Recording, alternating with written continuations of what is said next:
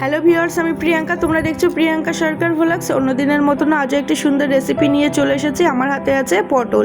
তাহলে চলো শুরু করা যাক পটলের কি রেসিপি হয়। আমি এখানে পটলগুলোকে সব খোসা ছাড়িয়ে দুখণ্ড করে কেটে রেখে দিয়েছি একটি পাত্রে। আর পটলগুলো কিন্তু খুব কচি, দেখে বোঝাই যাচ্ছে। কিছুটা আলুও কেটে নিয়েছি, আমি কেটে রেখে দিয়েছি একটি পাত্রে। এদিকে কিছুটা সয়াবিন আমি জলে ভিজিয়ে রেখেছিলাম। অনেকে আবার সয়াবিনগুলো সিদ্ধ করে নেয়। দেখো ভিজিয়ে রাখার পরে সয়াবিনটা কি সুন্দর নরম হয়ে গেছে। আর এদিকে কড়াইতে তেল দিয়ে তার ভিতরে পটলগুলো সব আমি ভেজে নিয়েছি, ভেজে তুলে নিয়েছি একটি পাত্রে। আবার কড়াইতে তেল দেওয়ার পরে সে ভেজানো সয়াবিনগুলো দিয়ে একটু হলুদ লবণ দিয়ে লাল লাল করে ভেজে তুলে নিয়েছি। কড়াইতে ছিল সয়াবিন ভাজার তেল, তার ভিতর জিরে ফোড়ন দিয়ে আলুটা দিয়ে দিয়েছি। আর এইদিকে আমার মশলাটা হচ্ছে একটু চাল মগজ আছে, জিরে আছে, আদা, গোলমরিচ, শুকনো লঙ্কা। আর আমার বেশি তো শিলেই বাটা হয়।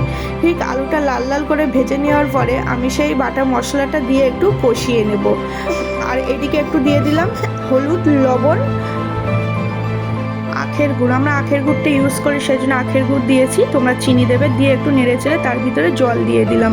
জল দেওয়ার পরে আমি সেই ভেজে রাখা পটল আর সোয়াবিনটা দিয়ে দেবো। দিয়ে আমি কিছু সময়ের জন্য ঢাকা দিয়ে দেবো, যাতে আমার পটল আলু সব সিদ্ধ হয়ে যায়।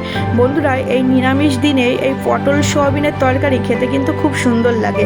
আর বিশেষ করে চাল মগজ দিলে তো টেস্ট হয়, তরকারি অসাধারণ লাগে। আর এই পটল এখন নতুন উঠছে, খেতে কিন্তু দারুণ লাগে। আর পটলগুলো সব কচি ছিল। এখন তো পটল 12 মাসই স্টোরে পাওয়া যায়। আর ঠিক নামানোর আগে আমি একটু গরম মশলা দিয়ে ফুটিয়ে নিয়েছি।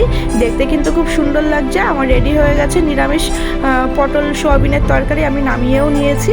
বন্ধুরা, তোমরাও বাড়িতে এইভাবে একটু ট্রাই করো, তাহলে আমার চ্যানেলটিকে লাইক, কমেন্টে সাবস্ক্রাইব করে পাশে থেকো। টাটা।